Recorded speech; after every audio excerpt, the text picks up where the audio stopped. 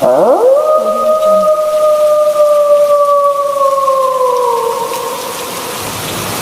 भेड़ियों की आवाज़ और ये तेज़ तूफानी बारिश। आधी रात बीत गई। बल्लू, गुड़िया, कहाँ चले गए तुम दोनों? ऐसे परेशानी में रानी गए अपने झोंपड़े से बाहर निकल आती है। कितनी बार कहा है कि समय से घर आ गया करो, अब कहाँ होगे तुम दोनों? कहाँ ढूंढूं तुम्हें? ऐसे चिंतित होते हुए तूफानी बारिश में आधी रात को रानी गए निकल पड़ती है। जंगली जानवरों की आवाज़ सुनते और ख़तरों से खेलते वो आगे बढ़ती रहती है। बच्चों की खोज करते करते रात बीत जाती है और सुबह हो जाती है। रानी गाय अभी तक भी बच्चों की खोज में लगी हुई थी और वो जंगल में घूम रही थी। भूखी प्यासी पूरी रात से जंगल में ढूंढते हुए वो एक जगह आके रुकती है। ऐ ऊपर वाले, मेरे बच्चों के साथ क्या हुआ? कहाँ चले गए मेरे बच्चे? रानी फिर से अपने बच्चों की खोज को निकल पड़ती है। अरे रानी गाय, क्या हुआ? तुम इतने चिंतित क्यों हो? क्या बताऊं हिरन, कल से मेरे बच्चे घर नहीं लौटे। न जाने कहाँ होगी मेरी गुड़िया और कहाँ होगा मेरा बल्लू। ये भी तो हो सकता है कि वो किसी भेड़िए या किसी और दरिंदे का शिकार हो गए हों। तुम तो जानती हो इस जंगल को। ऐसा मत कहो हिरन भैया, ऐसा मत कहो। दुआ करो कि मेरे बच्चे जिंदा हों। ऐसा कहते हुए रानी गाय फिर से चल पड़ती है। वो ढूंढते ढूंढते नदी के पास पहुंच जाती है। वो नदी के उस पार से अपने बच्चों को आता देखती है। बल्लू, गुड़िया, माँ, आप यहाँ? तुम दोनों कहाँ चले गए थे? मैं कल रात से पागलों की तरह तुम्हें ढूंढ रही हूँ। दरअसल इनकी कोई गलती नहीं, रात ज़्यादा हो गई थी इसलिए मैंने इन्हें अपने घर पे ही रोक लिया था। ये कल शाम को मेरे बच्चों से खेलने आए थे। हाँ माँ, ये गुड्डू जो है ये मेरा और बल्लू का दोस्त है। ठीक है, मगर शाम होने से पहले घर लौट आया करो, वरना तुम्हें तो पता है मैं कितनी चिंतित हो जाती हूँ। ठीक है माँ, आइंदा से जल्दी आ गया करेंगे। बच्चों को जिंदा देख रानी गाय की जान में जान आती है और वो गुलाब बैल का शुक्रिया अदा करती है। मेरे बच्चों की जान बचाने का बहुत बहुत धन्यवाद। मैं ये एहसान कभी नहीं भूलूंगी। इसमें शुक्रिया वाली कोई बात नहीं, ये तो मेरा फ़र्ज़ था। अगर आप बुरा ना माने तो आपसे एक बात पूछ सकता हूँ? जी जी, पूछिए, सुन रही हूँ। आप बच्चों को ढूंढते हुए खतरों से खेलती हुई यहाँ तक पहुँची हैं। क्या मैं जान सकता हूँ कि आपके पति इस वक्त कहाँ हैं? वो अब इस दुनिया में नहीं रहे। हमें छोड़ के चले गए वो इस दुनिया से। माफ़ कीजिएगा, आपको दुखी करना किसी तरह भी मेरा मकसद नहीं था। माफ़ी चाहता हूँ। रानी गाय बहुत मुश्किल से खुद को संभालती है। चलो बच्चों, चलें यहाँ से।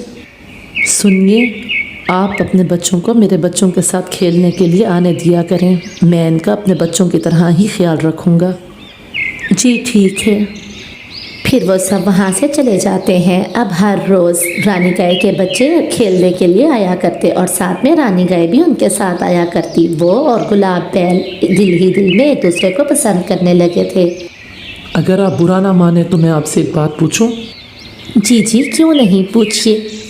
आपके बच्चे अभी छोटे हैं और आप जवान। क्या आपने कभी दूसरी शादी का नहीं सोचा? इस बारे में कभी मैंने सोचा ही नहीं, लेकिन आप क्यों पूछ रहे हैं? दरअसल मेरी पत्नी अब इस दुनिया में नहीं रही और मैं अपने बेटे के लिए एक अच्छी माँ की खोज में हूँ। अगर आप बुरा ना माने तो क्या आप मुझसे शादी करेंगी? मैं आपके बच्चों का बिल्कुल अपने बेटे के जैसा ही ख्याल रखूँगा। मैं आपको सोच के इसका जवाब दूंगी। ऐसा कहते हुए रानी गाय वहाँ से चली जाती है।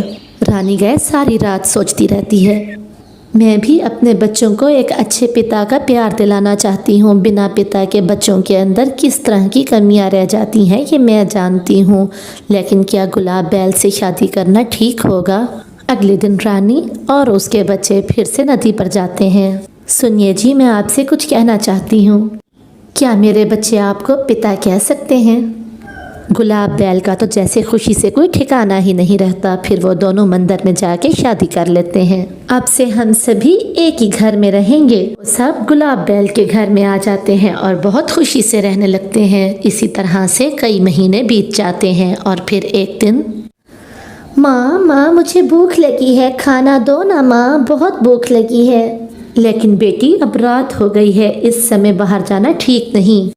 मैं अभी जंगल जाके पाला तोड़ के लाता हूँ।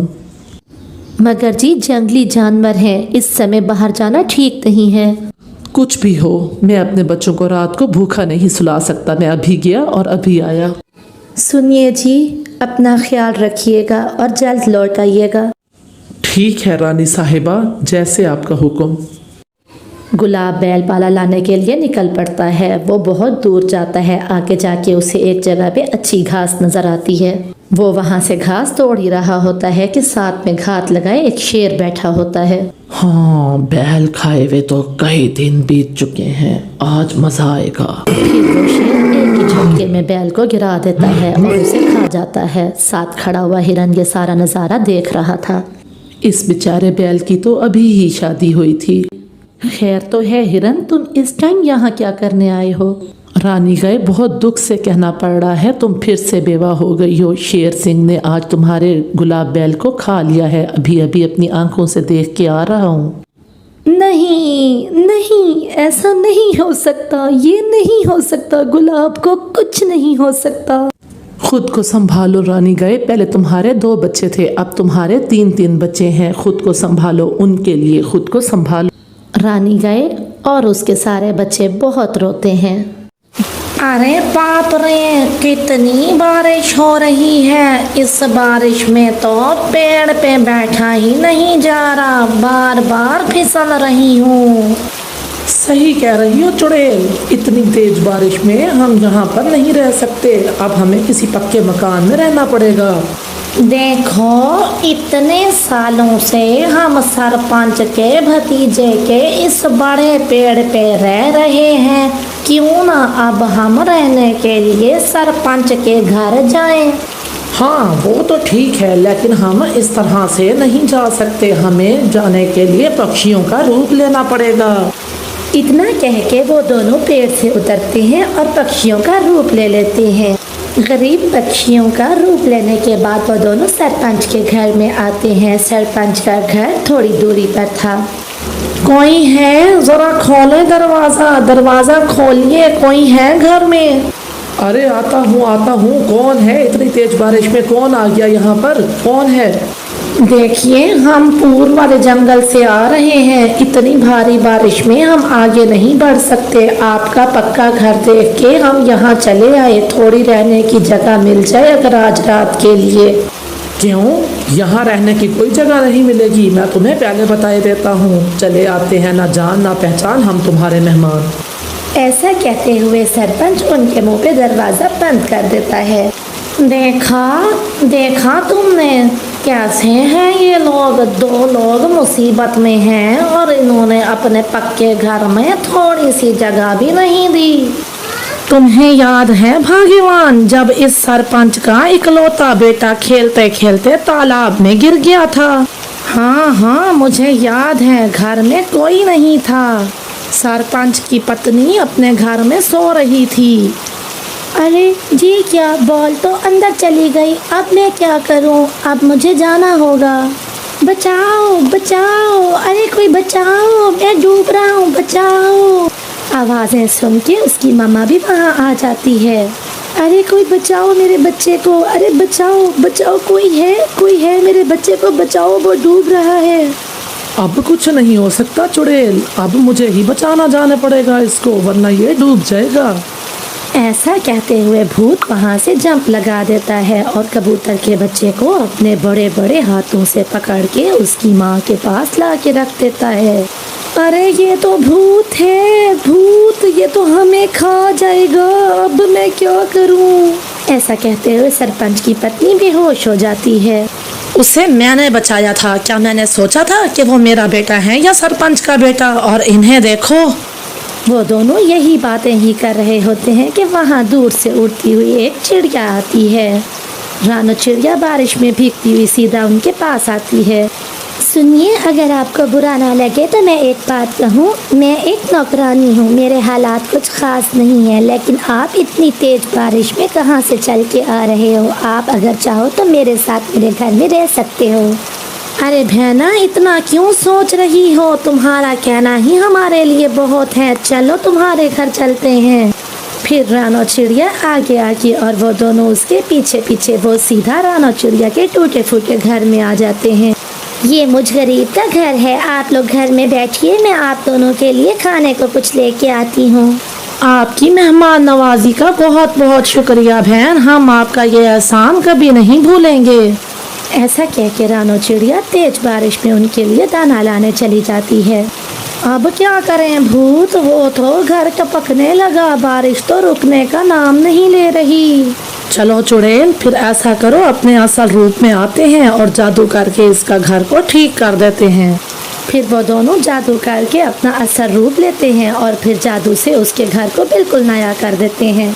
घर को ठीक करने के बाद वो अपना पक्षियों का रूप ले लेते हैं। तभी रानो चिड़िया वहाँ पर सूखा दाना लेके आ जाती है। मैं सरपंच के यहाँ काम करती हूँ और मेरे पास यही कुछ ही खाने के लिए है। इतना ना सोचो बहन, जो तुमने प्यार से ला के दिया हमारे लिए वही बहुत है। चलो हमारे साथ खाओ तुम भी। चुड़ैल, भूत और रानो चिड़िया सभी दाना खा लेते हैं।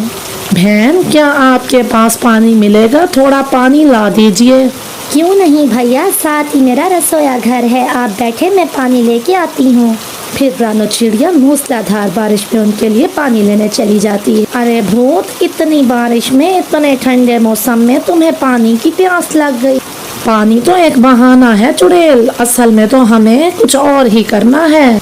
चलो अपना चुड़ैल रूप लो, क्योंकि सरपंच के तालाब से सारी मछलियां हम इस गरीब रानो के तालाब में डाल देते हैं। अकड़म बकड़म बम्बे बो, सरपंच के तालाब की मछलियां रानो के तालाब में हाजिर हो। कुछ ही देर में उनको रानो की जोरदार आवाज आती है। अरे ये क्या, मेरे तालाब में इतनी सारी मछलियाँ कहाँ से आ गईं? चुड़ैल और भूत भी वहाँ आ जाते हैं। देखिए तो, मेरे तालाब में इतनी सारी मछलियाँ कहाँ से आ गईं? अरे बहन, कैसे आई हैं इस बात को छोड़ो, ये देखो कि ये वापस चली ना जाएं, जल्दी से जमा कर लो। फिर वो दोनों भी मिलके रानो के साथ सारी मछलियाँ जमा करवा देते हैं। अरे बहन, इन सारी मछलियों को सुबह जाके बेच देना और अच्छे पैसे मिल जाएंगे तुम्हें। वो बात तो ठीक है, लेकिन आप दोनों इतना भीग गए हैं, चलिए चलिए घर चलिए। जैसे तैसे रात गुजर जाती है और सुबह भी हो जाती है, बारिश भी रुक जाती है।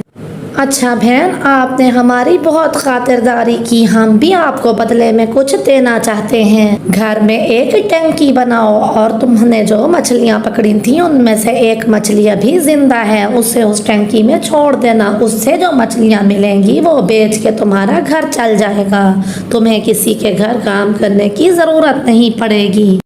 फिर रानो चिड़िया ऐसे ही करती है, वो घर में एक टंकी बनाती है।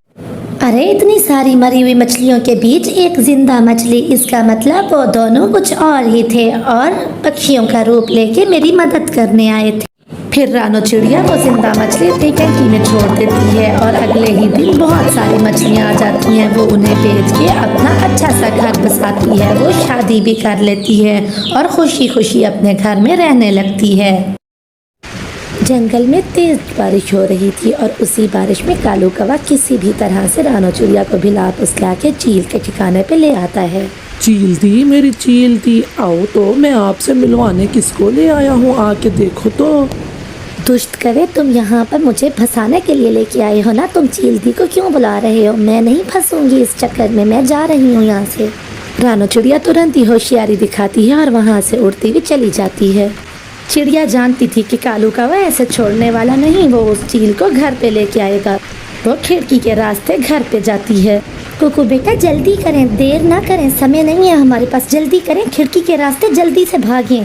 अरे मम्मा, लेकिन इतनी तेज बारिश में आप मुझे कहाँ लेके जा रही हैं और आप इतनी घबराई भी क्यों हैं? कुकू बेटा अभी समय नहीं है, आपसे जो मैं कह रही हूँ उतना ही करें, जल्दी करें, जल्दी करें, यहाँ से तेज उड़ें। फिर वो अपने बेटे कुकू को लेके तेजी के साथ उड़ती हुई वहाँ से चली जाती है। तो तुम बताओ कालू कौवे, अब तुम्हारी क्या सज़ा होनी चाहिए? जितने भी चावल कहा था तुम्हें और जितने घियों की बोरियां कही थी वो तो अब तुम्हें मिलेंगी नहीं। ना ना चील दी, ऐसा ना करें, मेरी पत्नी गोरी तो घर छोड़ के चली जाएगी, वो तो 2 दिन से भूखी है और मुझे दाना लाने को कह रही है। दाना और चावल तो खैर तुम्हें ऐसे मिलने नहीं लगे जब तक तुम मुझे शिकार नहीं दोगे, अब मैं तुम्हें खाऊंगी। क्या क्या क्या चील दी, मुझे आप खाएंगी? ना ना चील दी, ऐसा ना करें, आए मैं आपको उसके घर लेके चलता हूँ, वो बेचारी अपने घर में अकेली रहती है, उस कमज़ोर चिड़िया का आप आराम से शिकार कर सकती हैं, आए मैं आपको उसके घर लेके चलता हूँ। चील दी, ऐसा ना करें, मुझे ना खाएं। इधर रानो और कुकू उड़ते हुए तोते के घर के पास आ जाते हैं। तोते भैया दरवाजा खोल के। तोते भैया मैं हूँ रानो, जल्दी दरवाजा खोले, मैं भीग रही हूँ। कुकू भी मेरे साथ है। तोते भैया। अरे अरे रानो, तुम इतनी घबराई हुई क्यों हो और इतनी तेज बारिश में तुम इतना दूर कैसे आ गई? तोते भैया मैं आपको सब बता दूंगी, मुझे पहले अंदर आने दें, जल्दी करें तोते भैया। अरे रानो, तुम अपने खौफ पर काबू रखो, मैं दरवाजा बंद कर देता हूँ। फिर तोता दरवाजा बंद कर देता है। आप मुझे आराम से बताओ क्या हुआ है, तुम इतनी क्यों घबराई हुई हो? घर में अनाज खत्म हो गया था, मेरे पास खाने को कुछ नहीं था। कुकू को बहुत भूख लगी थी, बारिश बहुत तेज थी। उस कौवे ने मुझसे कहा कि उस साइड पर जाके दाना मिलेगा। मैं तुरंत ही उसके साथ उड़ गई और वो दुष्ट कौवा मुझे चील के ठिकाने ले गया। चील मुझे खाने ही वाली थी कि मैं उड़ गई। उस दुष्ट कौवे ने तो हमारे जंगल में बहुत तबाही मचाई है, हरियाली भी तो उसी के कारण ही मरी थी। अब मेरे पास एक आइडिया है। फिर तोता चिड़िया को और कुकू को खाने के लिए मीठा मीठा फल और दाने देता है। वो दोनों बड़े मज़े से दाना खाते हैं और तोते का शुक्रिया करते हैं। अब अच्छे से मेरा प्लान सुनो। फिर तोता रानो चिड़िया को अपना प्लान बताता है कालू कौवे के बारे में। मनहूस मारे कालू, तुम फिर खाली हाथ आ गए। तुम तो कह रहे थे कि चिड़िया का सौदा करने जा रहा हूँ। कहाँ है चावल और दाने की बोरियां? अरे गोरी, कौन सा दाना, कैसा दाना? मैं तो बड़ी मुश्किल से अपनी जान बचा के भागा हूँ। वो चील तो मुझे ही खाने वाली थी, मैंने उसको चिड़िया के घर का रास्ता दिखा दिया। चिड़िया तो बहुत होशियार निकली, वो तो तुरंत ही समझ गई कि मेरा प्लान क्या है। वो तो फौरन ही वहाँ से उड़ गई और मैं बड़ी मुश्किल से जान बचा के आया हूँ। मैंने नहीं रहना तुम्हारे साथ, तुम जैसे घटिया कौवे के साथ रहे भी कौन के जो अपनी पत्नी का दाना पूरा ना कर सके। मैं जा रही हूँ तुम्हें छोड़ के अपने मैके, और अब कभी नहीं लौट के आऊंगी। मरते रहो यहाँ। ऐसे लड़ते झगड़ते तेज बारिश में गोरी कौवी कालू कौवे को छोड़ के चली जाती है। इधर चील को चिड़िया के दरवाजे के बाहर बिठा के कौवा भाग गया था और चील तब से ही चिड़िया को आवाजें लगा रही थी। तोते के प्लान के मुताबिक कुकू को तोते के घर पे छोड़ के चिड़िया अपने घर की तरफ आ जाती है। वो जानती थी कि चील वहीं बैठी है। ले चील दी, मैं आ गई, अब जल्दी से मुझे खा लें ताकि आप भी मर जाएं और फिर इस जंगल में शांति हो जाए। मैंने तो वैसे भी मरना है। ये सब सुन के चील हड़बड़ा जाती है। ये कैसी बातें तुम कर रही हो? तुम्हें खाने से मैं कैसे भला मर जाऊंगी? और तुमने कैसे मरना है? तुम्हें मैं खाऊंगी तो तुम मरोगी, तुम्हारे खाने से पहले कैसे तुम मर जाओगी? ये सारा कालू कौवे का प्लान है। मुझे एक जहरीली बीमारी है, जो भी मुझे खाएगा वो भी मर जाएगा और मैं भी 2 दिन में मरने वाली हूँ। कालू कौवा ये चाहता है कि मैंने तो वैसे भी मर जाना है। मेरे खाने से अगर आप मर जाएंगी तो पूरे जंगल में शांति हो जाएगी, सभी पक्षी आराम से रहेंगे, इसीलिए वो ये चाहता है। अच्छा, तो वो दुष्ट कौवा मुझे मारना चाहता है, मुझे रास्ते से हटाना चाहता है। ना ना ना, मैंने नहीं खाना तुम्हें, मैं क्यों जहर खाऊं? मैं ऐसे ही रह लूंगी और अब खाऊंगी तो उस कालू कौवे को खाऊंगी। मैं अभी जाती हूँ। फिर चील देर ना करते हुए वहाँ से उड़ जाती है। वो कालू कौवे के घर को जानती थी। कालू अपने घर में बिल्कुल अकेला बैठा था कि चील आवाजें दे के आवाजें बदल बदल के उसको बुलाती है। ये मैं हूँ चील, मैं ही आवाजें बदल के तुम्हें बुला रही थी। मैं तुम्हारा धन्यवाद करना चाहती हूँ, तुमने मुझे इतनी मजेदार चिड़िया जो खाने को दी। अच्छा, तो चील दी, आपने खा लिया उस चिड़िया को? ये तो बहुत अच्छा किया आपने। हाँ सुनो, अब मैं थक चुकी हूँ। अब तुम ऐसा करो, अपने घर में मुझे कुछ देर बैठने दो, फिर मैं जाके तुम्हारा दाना और चावल लेके आती हूँ। जैसे ही कालू कौवा उसे अंदर आने देता है, वो तो तुरंत ही उस पर लपक जाती है और उसी को ही खा जाती है। और इस तरह कालू को उसके किए की सजा मिल जाती है। अब ये ऊंट मेरे ऊपर बोझ के सिवा और कुछ भी नहीं, मैं इसे बेच दूंगा। मैंने इसे अपनी औलाद की तरह से पाला है, मुझे ये बहुत प्यारा है, आप इसे मत बेचिए। बस भाग्यवान, बस अब तुम तो जानती हो कि हमारे हालात ठीक नहीं, या मैं खुद खाऊं या मैं इसको खिलाऊं। बस अब सुबह होते ही मैं इसे बेच दूंगा। मैंने इसको कितना साथ दिया, मैंने इसका कितना बोझ लादा, और अब ये मुझी को बेच रहा है। ये क्या मुझे बेचेगा? मैं खुद ही छोड़ के चला जाता हूँ। अगले दिन सुबह ही सुबह ऊँट रस्सी तोड़वा के भाग जाता है। वो भागते भागते जंगल में पहुंच जाता है। मैं इस अनजान जंगल में पहुंच तो गया और यहाँ बारिश भी होने लगी। मैं कहाँ जाऊँ, मैं कहाँ रात गुजारूँ? वहीं से एक रानो चिड़िया गुजर रही होती है। रानो चिड़िया ऊँट को देख के वहाँ उसके पास आ जाती है। अरे ऊँट भैया, आप यहाँ के तो नहीं लगते, आप कहाँ रहते हैं और इस जंगल में क्यों आए हैं? क्या बताऊं चिड़िया बहन, मेरा मालिक बहुत बुरा है। वो मुझे बेच रहा था, मैं वहां से भाग आया और अब देखो मेरे पास रहने को कोई ठिकाना भी नहीं। आप फिक्र मत करें, यहीं पास में पेड़ पे मेरा घर है और साथ में मेरे पास एक बड़ा सा छप्पड़ भी है, आप वहाँ रह सकते हैं। फिर रानो चिड़िया उसे अपने घर के पास ले आती है।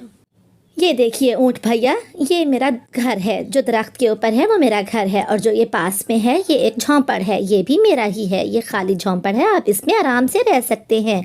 इस तरह से आप बारिश से भी बच जाएंगे। फिर चिड़िया अपना और ऊँट का भोजन लेने के लिए चली जाती है। थोड़ी देर बाद वो भोजन से भरी हुई टोकरी वापस लेके आती है। चलो अच्छा हुआ, दिन भी गुजर गया और ऊँट भैया के लिए भी भोजन ले आई, अपने लिए भी ले आई। अब सो जाती हूँ। सुबह हो जाती है, रात बीत जाती है। गोरी कवि रानो चिड़िया के घर आती है। रानो चिड़िया के घर आते समय उसकी नज़र ऊँट पे पड़ती है। चिड़िया चिड़िया, ये तुम्हारे घर के बाहर ऊँट कौन है? गोरी बहन, वो इस जंगल में नए हैं और वो कि अपने मालिक से बच के यहाँ पर आए हैं। मैंने उन्हें अपने पास रहने की जगह दी है। अच्छा चलो, तुम संभालो अपने इस ऊँट को, मैं तो चली घर। कालू मेरा इंतजार कर रहा होगा।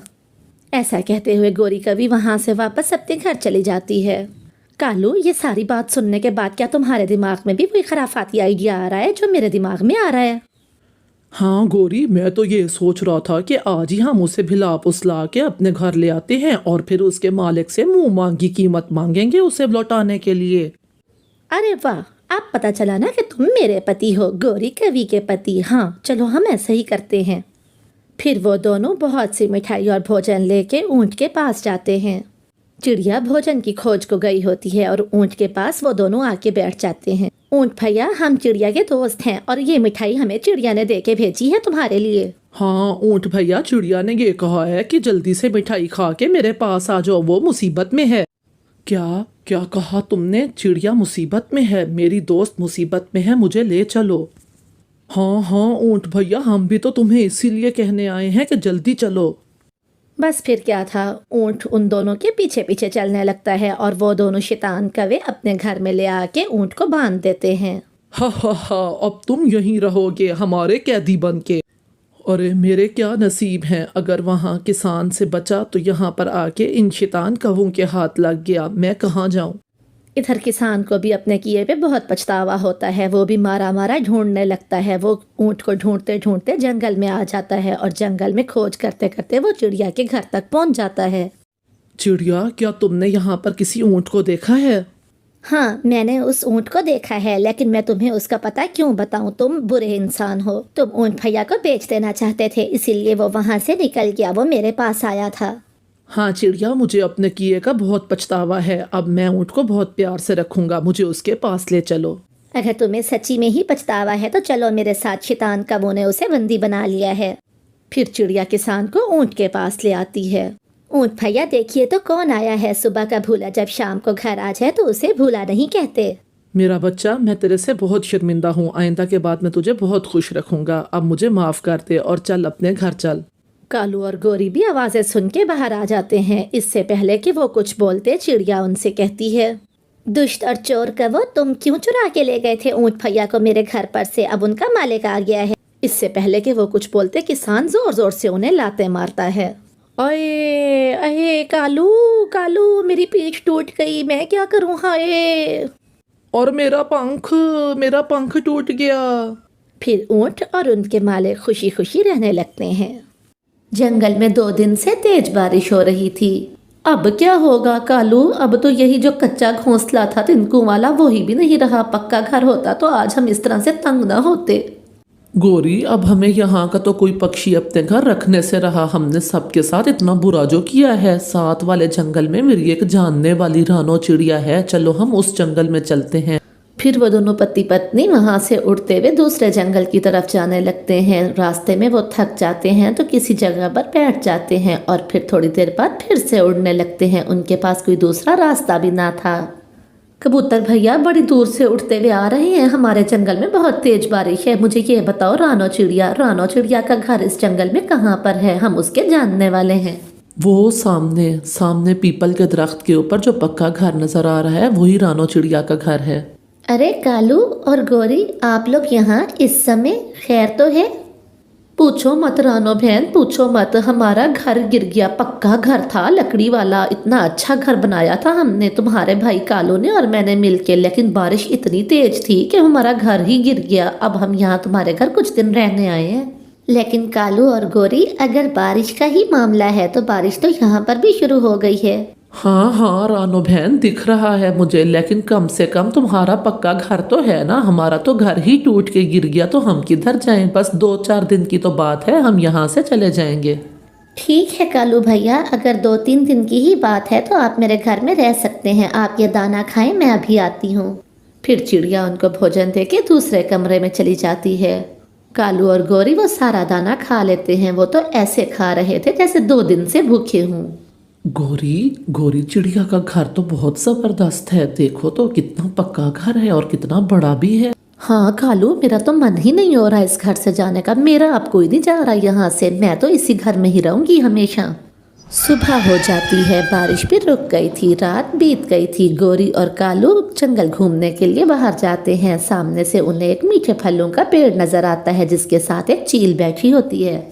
कालू, मुझे ये फल खाना है, मेरा मन हो रहा है बहुत ज्यादा। गोरी, ये पेड़ इस चील का है। अगर हमें फल खाने हैं तो हमें पहले चील से पूछना होगा। तुम्हें जो करना है जल्दी करो, मुझे ये फल खाना है। चील दी, वो क्या है ना, मेरी पत्नी का बहुत मन हो रहा है ये फल खाने का। क्या हम एक मीठा फल तोड़ के खा सकते हैं? हाँ कवे और कवि, तुम यहाँ से एक मीठा फल तोड़ के खा सकते हो। फिर वो दोनों एक मीठा फल तोड़ते हैं और मजे ले लेके खाते हैं। वो तो बहुत ही स्वादिष्ट था। चील दी, ये तो बहुत ही मीठा फल था, क्या हम कल भी ये फल खाने आ सकते हैं? हाँ हाँ कौवा और कवि, अगर तुम बदले में मुझे मांस देते रहो तो तुम ये सारे मीठे फल खा सकते हो। उसकी तो तुम फिक्र ही ना करो चील दी, मैं कल ही किसी पक्षी को तुम्हारे पास लेके आऊंगी। फिर वो दोनों वहां से मीठा फल खाने के बाद उड़ जाते हैं और चिड़िया के घर जाते हैं। कालू और गोरी, तुम इस समय कहाँ थे? कितनी देर से तुम लोग घर में नहीं थे, कहाँ थे तुम दोनों? हम तो यहाँ पर बहुत अच्छा सा घर बना रहे हैं। वो क्या है ना, हमें ये जंगल अच्छा लग गया है, यहाँ तो बारिशें भी कम ही होती हैं। फिर तो इसका मतलब है 2-3 दिन में आप लोग यहाँ से चले जाएंगे। तो ये तो बहुत अच्छी बात है कि आप इसी जंगल में हमारे साथ रहें। हाँ हाँ चिड़िया, बस 2 दिन ही रह गए हैं। 2 दिन बाद हम तुम्हारे घर से चले जाएंगे, हमारा अपना घर जो बनने वाला है। ठीक है कालू भैया, आपका अपना घर जब बन जाए तो आप लोग यहाँ से चले जाइएगा। अब आप सो जाएं, मैं भी सोने जा रही हूँ। ऐसा बोल के चिड़िया वहां से चली जाती है। गोरी, ये चिड़िया तो बहुत ही भोली है। हम कल क्यों ना इसी को ही अपना शिकार बना लें। वाह मेरे सुंदर पति, मेरे साथ रह रहे के तुम भी समझदार हो गए हो। मैं भी यही सोच रही थी, इसी को ही चील दी का शिकार बनाते हैं। तो बस फिर ठीक है, तुम कल चील दी के पास जाके बैठ जाना और मैं इस भोली चिड़िया को बहाने से वहां ले आऊंगा।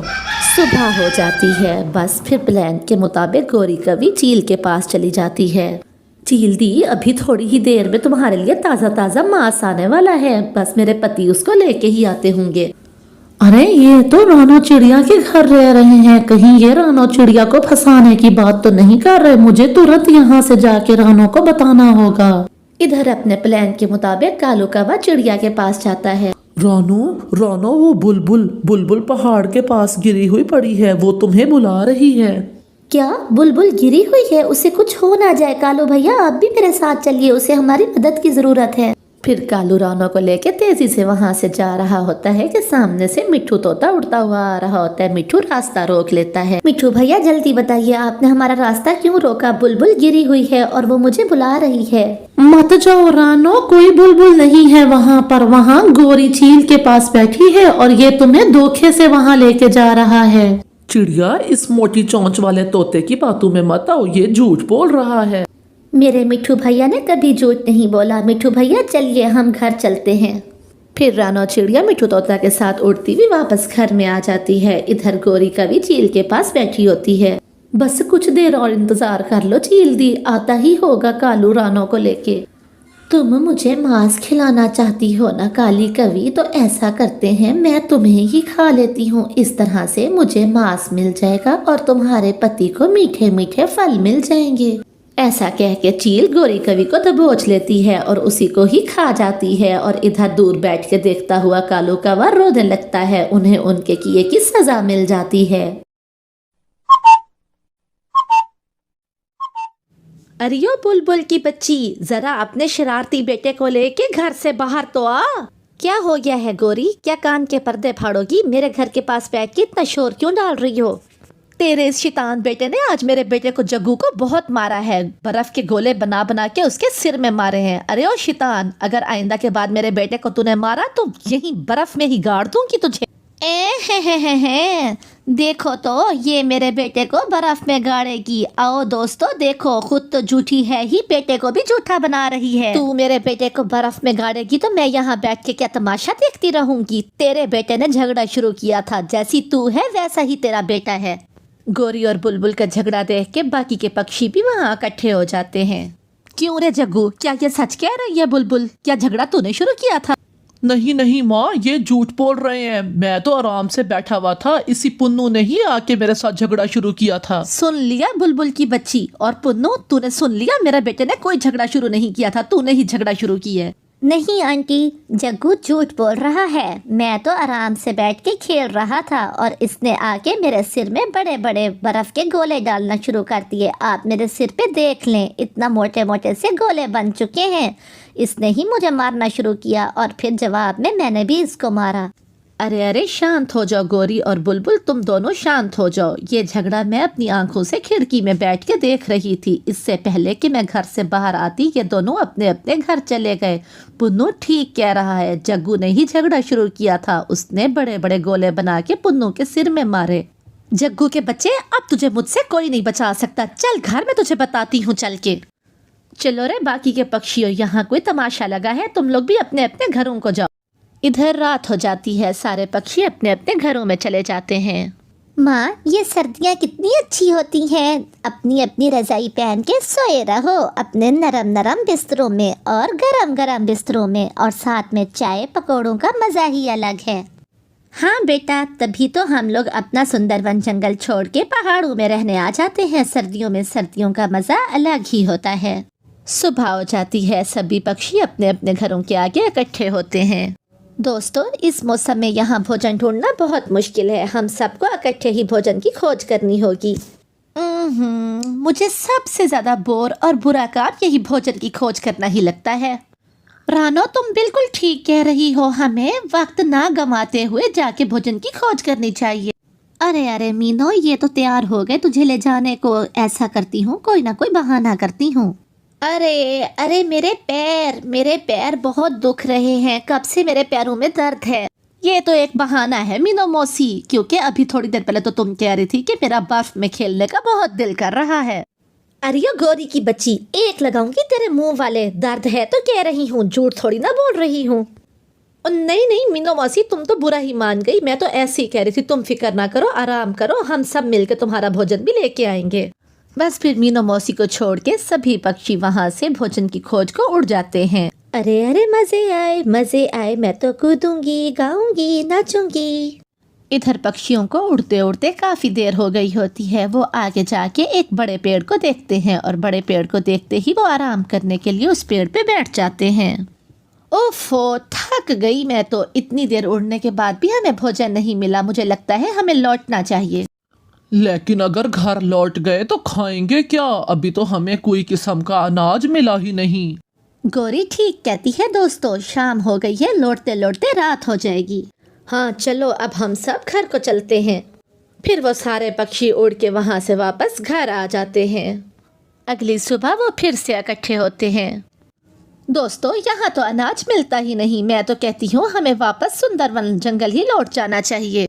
क्यों ना हम थोड़ा दूर जाके खोज करके देखें। यहाँ करीब में कुछ नहीं मिलता तो क्या पता दूर से कुछ मिल जाए। मीनो मौसी की बात बिल्कुल ठीक है। चलो दोस्तों, अब कुछ दूर जाके देखते हैं। फिर वो सभी पक्षी फिर से वहाँ से उड़ते हैं। इस बार वो बहुत दूर जाते हैं। उड़ते उड़ते वो जंगल से काफ़ी आगे चले जाते हैं, लेकिन आगे जाके भी उन्हें कहीं से अनाज नहीं मिलता। आखिरकार थक हार के वो फिर से एक पेड़ पे बैठ जाते हैं। लगता है हमारे नसीब में यहाँ का अनाज है ही नहीं। चलो दोस्तों, चलते हैं। इतनी देर में कालू की नज़र दूर एक घर पे पड़ती है जहाँ पे आग जल रही होती है।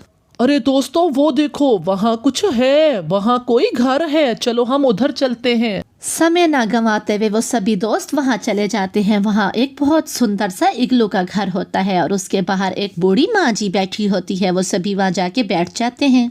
अरे बच्चों, तुम लोग इस समय यहाँ क्या करने आए हो? कोई समस्या है? फिर कालू और गौरी बूढ़ी माँ जी को सारी बात बताते हैं। अच्छा, मैं समझ गई। तुम लोग बाहर क्यों बैठे हो? आओ अंदर आ जाओ तुम सब। फिर वो सब अंदर आ जाते हैं। अरे वाह वाह वाह माँ जी, ये तो बहुत बड़ा घर है। क्या इतने बड़े घर में आप अकेली रहती हैं? हाँ बेटा, मैं इस घर में अकेली रहती हूँ। ऊपर वाले ने किसी तरह की कमी तो नहीं दी, लेकिन मेरे घर वाले, मेरा पूरे का पूरा परिवार एक बाढ़ में बह गया था। ओहो माँ जी, बहुत दुख हुआ, हमें बहुत दुख हुआ आपकी ये कहानी सुन के। बस बेटा, क्या किया जा सकता है। चलो मेरी छोड़ो, तुम सब ऐसा करो, दूसरे कमरे में आराम करो। मैं तुम्हारे लिए थाली लगाती हूँ। तुम सब बहुत थके हुए लग रहे हो। ऐसा करो, खाना खाने के बाद आज यहीं सो जाओ। रात भी बहुत हो गई है। तुम लोग कल अपने घर को चले जाना। ये लो, गरम गरम खाना खा लो। तुम लोग ऐसा करो, खाना खा के यहीं सो जाओ। सभी पक्षी खाना खा के सो चुके होते हैं, लेकिन मिठू तोते को तो नींद ही नहीं आ रही थी। मिठू तोता दूसरे कमरे में जाके देखता है तो उसके होश ही उड़ जाते हैं। हा हा हा हा, अब ये लोग मेरे बंदी बन के रहेंगे। मैं इनको अपनी तलिस्माती पिंजरे में बंद कर दूंगा। हो और फिर मैं हमेशा के लिए अमर हो जाऊंगा। हो। वो बूढ़ी चिड़िया नहीं बल्कि एक विशाल जिन होता है। मिठू तोता फौरन ही जाता है और अपने साथियों को जगाता है। बस फिर देर ना करते हुए सारे पक्षी वहां से तेजी से उड़ जाते हैं, और वो तो इतना तेज उड़ते हैं कि वो पीछे मुड़ के भी नहीं देखते और दौड़े दौड़े अपने घरों को लौट आते हैं। इस तरह उनकी जान बचती है।